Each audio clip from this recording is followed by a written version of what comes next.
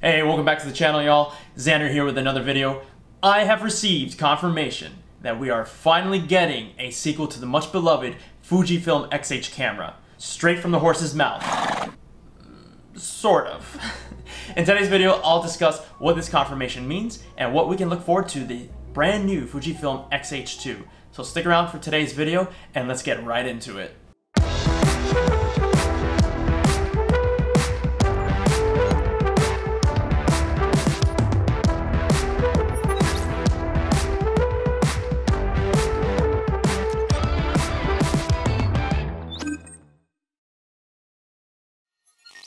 It's a beautiful day in the wonderful world of Fujifilm, and I have irrefutable evidence that we are getting the X-H2 camera this year. In a very casual, non-biased Twitter exchange, I asked Fujifilm if the X-H2 was coming soon, and Fujifilm had this to say. So Fujifilm had tweeted out, April 19th, how y'all doing? And me being the camera tech guy that I am for YouTube and for my audience, I asked the tough questions and I cut straight to what we needed to know.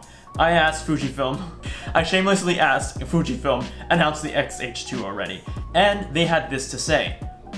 A simple GIF. They gave me a Dave Chappelle reference as a GIF response. I plead the fifth. And if you guys recall that skit from Dave Chappelle, that alone should confirm that the X-H2 is coming. I did go on to say, oh, so this is confirmed. I'm writing up a YouTube video about this as breaking news. And Fujifilm continued with the joke 1, 2, 3, 4, 5th that they plead the fifth using that Dave Chappelle reference. So there you have it, guys, straight from the horse's mouth.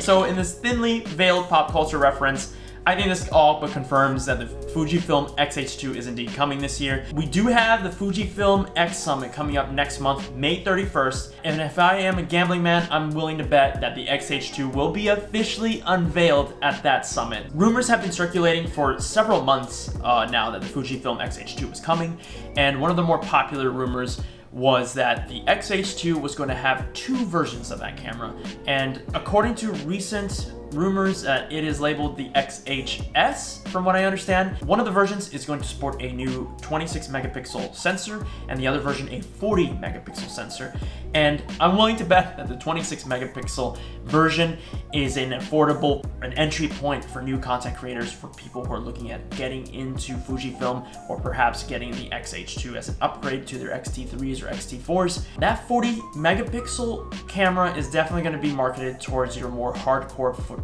enthusiasts, people that make a livelihood off of landscape photography, street photography, or intense content creating. They're more marketed for your more serious photographers versus your casual hobbyists, perhaps. Rumors have it that the X-H2 is possibly priced lower than $2,500, which is a pretty big deal considering that the newly released Panasonic G8-6, which shoots in 6K video and it's a micro four thirds camera, is priced at $2,500.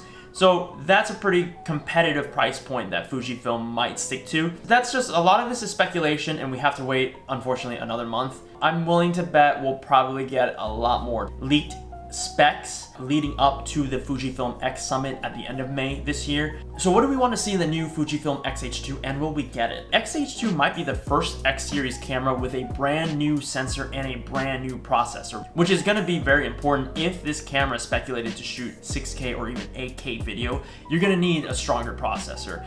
And whether or not this is going to shoot an 8-bit or 10-bit color, it remains to be seen, but I'm willing to bet we'll probably get those options too. Another thing that I would love to see in the X-H2 is improvements to the autofocus system. Fuji doesn't have terrible autofocusing. You do run into the occasional hunting. The camera and the algorithm, the camera body tries to work with the lens, and sometimes there's a bit of an impasse and the algorithm gets a little freaky on you and you might see some autofocusing hunting. It's a powerful sensor. I love this camera. I've never really had any issues with my Fujifilm X-T4.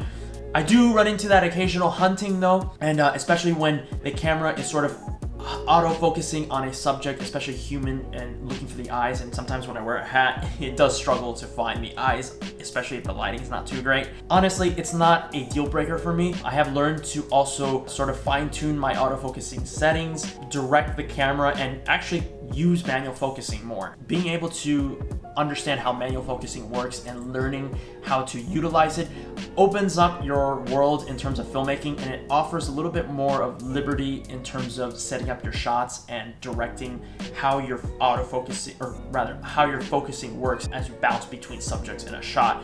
And I have no real issues with that. It's actually forced me to learn more about manual focusing and understand my camera more. I do understand that certain lenses do work better with autofocusing. With the X-T4, for example, some lenses are better suited for autofocusing. I understand the 16mm might be one of those lenses. You know, that's just something that I would like to see in the X-H2, is that we get some sort of consistency with autofocusing. I think if Fujifilm is able to vastly improve their autofocusing, that alone is going to be such a game changer, and it's gonna get a lot more people onto Fujifilm, in my opinion. The other thing too to remember is that Fujifilm has always marketed themselves as a photographer's first camera.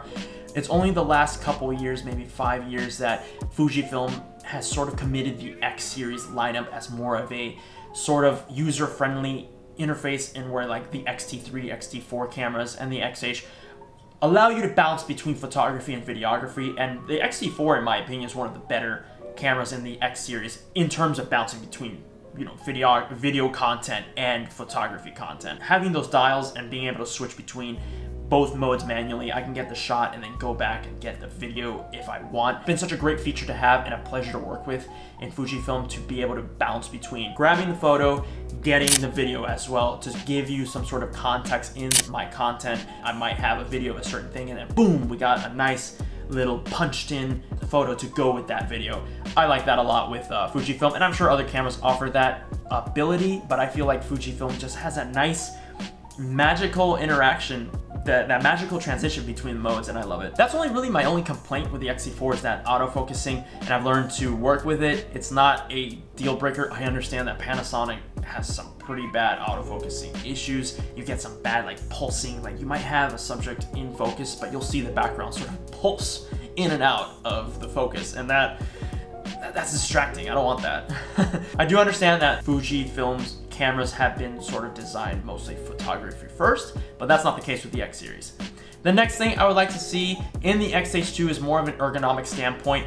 Being able to grip the camera would be a little bit nicer, because with the X-T4, the grip is a little lacking. I actually had to get a third-party extension, sort of base mount extension, to kind of allow me to wrap my fingers more around the X-T4 and actually grip it. Having the X-H2 possibly be able to give you a little bit better ergonomic feel to that grip would be nice, especially with people with big hands. A fully articulating flip screen would be excellent too for the X-H2. With the X-T3, you were able to sort of pull the LCD flip screen up and down, as well as, you know, your sort of rotation ability to the flip screen. With the X-T4, we don't have that. We do not have the ability to even flip the flip screen upwards and downwards, and I don't understand why Fujifilm removed that with the X-T4. It seemed like they were cutting costs there. Bring back the ability to move the flip screen up and down, at least for the X-H2. If you can get a fully articulating LCD back screen to that bad boy, oh, that'd be wonderful. That's nitpicky, but it goes a long way with the ergonomics and being able to sort of get that flexibility to have your camera at lower or more unique perspectives and grabbing the shot you want. Let me know down in the comments, what is it that you are most excited about in the X-H2 lineup between the two different versions that we might be getting? Is there something that I might have missed? Is there something that you've been begging for Fujifilm to include in the new camera, and hopefully we'll get in this X-H2? Let me know down in the comments, guys. I want to hear it. What are your thoughts? I am super excited to see this camera, and I'm sure we're gonna get blown away by the features on it. That's gonna wrap up today's video, guys. Please consider hitting that like button so we can get this video out to as many people as possible. Consider smashing that subscribe button if you haven't already. Join the family here and hit that bell notification icon as well, so that way you get the notifications every time I drop a brand new video. I'm trying to get a new video out every week for you guys. I'm still catching up on editing a bunch of other material that I have in works for you guys. Until next time, I'm Xander, and I'll catch you all on the wild side.